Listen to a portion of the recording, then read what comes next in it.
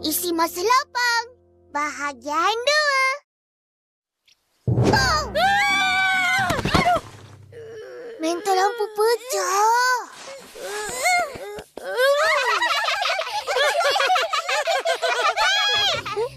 Jangan bising-bising. Saya dan Susanti sedang membaca. Ups, minta maaf. Kita orang tak... Korang baca buku cerita apa? Buku cerita rakyat. Marilah baca sama-sama. Ingatkan baca buku sekolah.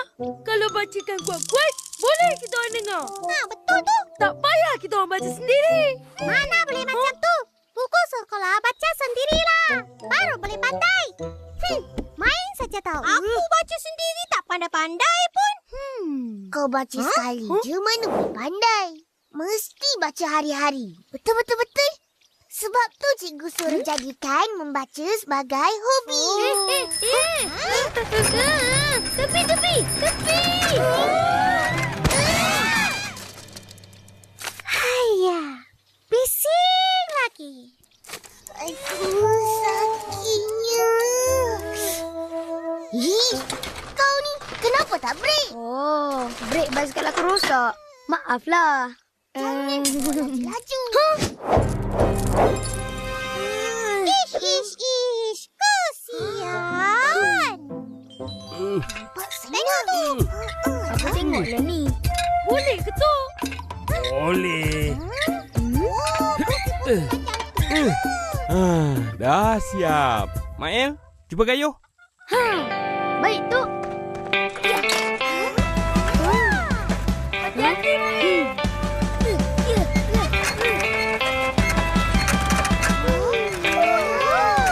Hebat. Adik kaya.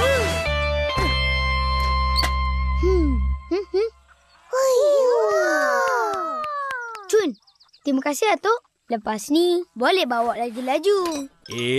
Jangan macam tu. Bawa biar berhemah. Biar lambat. Asalkan selamat. Dengar tu, Mail. Main-main je tu.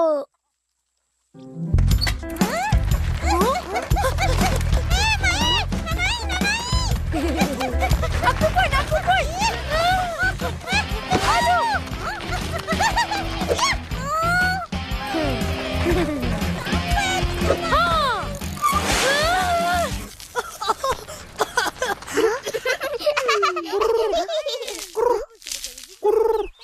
Makan. Makan kenyang. Anaklah ayam. Kau berdua tak ada kerja? Ada. Nak cari hobi untuk isi masa lapang. Nah, bagi ayam makan. Ambil lah. Bagi ayam makan. Hobi ke tu? Bukan. Tapi apa salahnya tolong atuk? Dapat pahala. Makan. Fizi, nak naik tak? Nak. Terima kasih, Mail.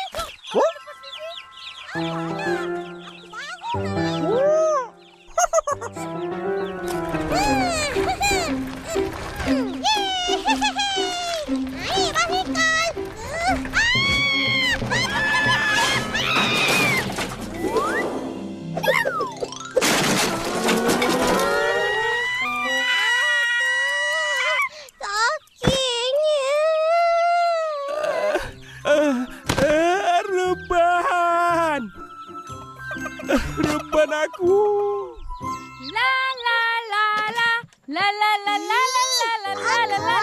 Jangan nyanyi. Nanti mentol pecah lagi. Biarlah. Hobi akak. Kau orang ada? Ada. Ada? Ada hobi? Mesti hobi korang main, makan, tidur. Buang masa. Tak buang masa ke? Ada faedah. Main. Boleh keluar peluh, badan jadi sihat. Tidur. Buat kita segar bila bangun pagi. Makan bukan hobi. Itu keperluan. Kalau tak makan, kita mati. Betul. betul-betul? Itu pun tak tahu. Yelah tu. Kenapa ni?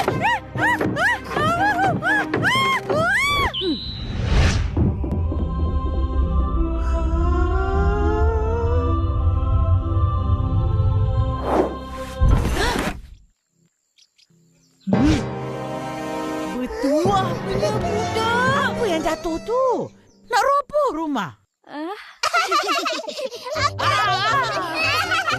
Mana lari ya?